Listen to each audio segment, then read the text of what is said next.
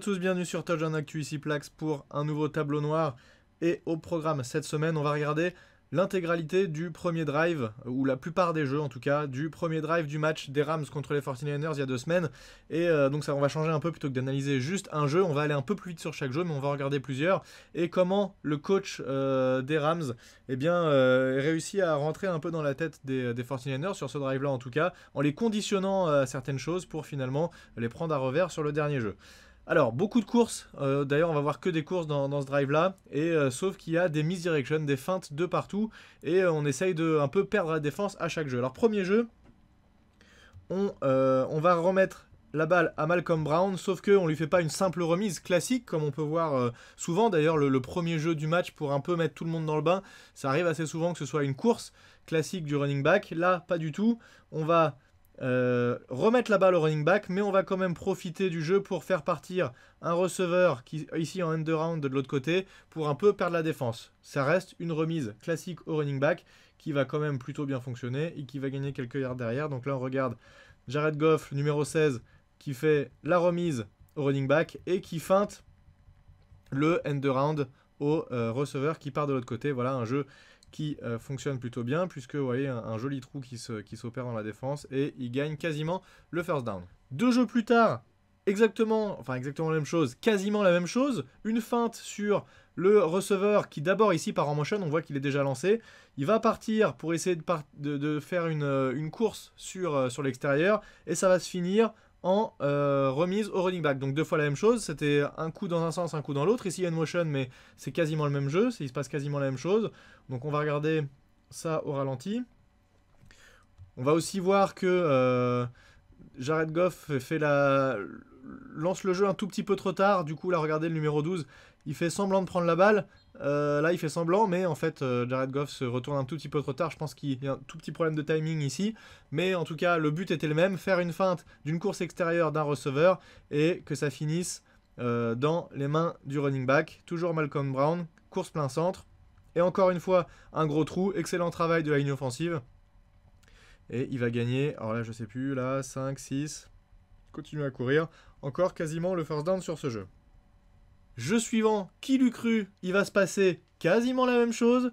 On a le receveur, alors là il faudrait que je regarde, c'est peut-être même le même jeu, je ne sais pas si c'est la même formation que celui qu'on a vu en tout début, mais course plein centre du running et feinte de end around sur l'extérieur. Donc là on se prend pas la tête, on joue la même chose et c'est la même technique. Tant que ça passe, pourquoi s'arrêter? On entend souvent ça, hein, on se dit si on joue des courses et que ça passe, il n'y a pas de raison, hein, on va laisser la défense, on va leur dire essayez de nous arrêter, nous on joue le même jeu, pourquoi on s'embêterait à changer? Si vous n'êtes pas capable de nous arrêter, nous on va continuer. Donc là, hop, Jared Goff qui se retourne, qui fait le end-off et feinte de end-around sur le receveur. Il se passe la même chose. Combien de yards il va gagner sur ce jeu? Est-ce qu'il obtient le first down? Oui.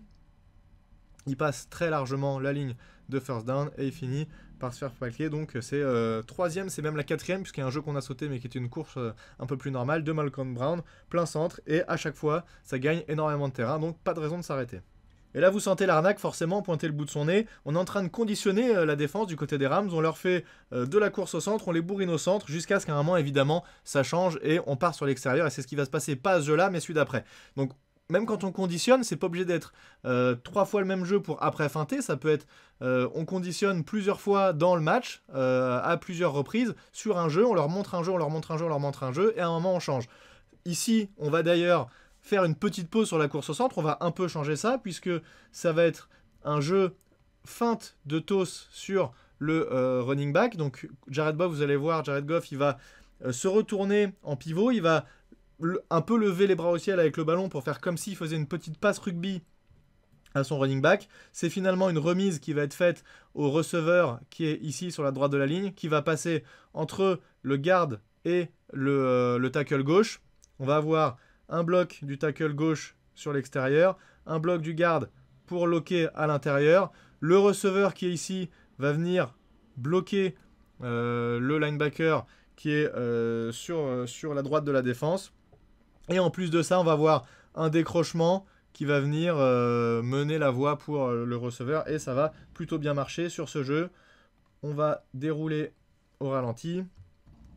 Je vais supprimer ça juste avant. Hop. Voilà, donc regardez Jared Goff, il fait son pivot là. Fin de passe, il lève bien, il montre bien, il essaye de bien faire croire à la défense que ça va être une toss. Finalement, il remet la balle, vous regardez là, on l'a vu plusieurs fois sur différents jeux ça.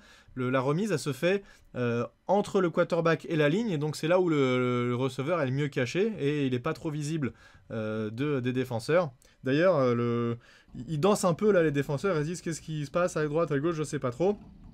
Et voilà le bloc décisif du numéro 18 qui vient bloquer en bout de ligne. Il arrive à gagner les yards nécessaires.